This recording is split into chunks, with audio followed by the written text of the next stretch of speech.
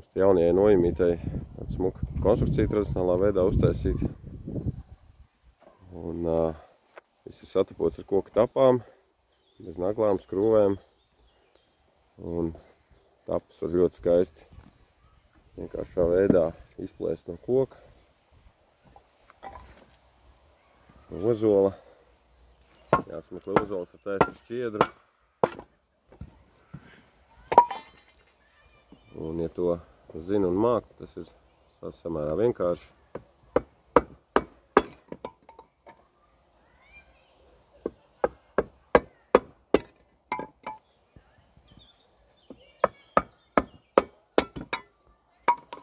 Un tad ņemam, izmantojam atkal tradicionālo slīmestu un slīmestu soli. Un apstrādājam līdz gatavai tapai.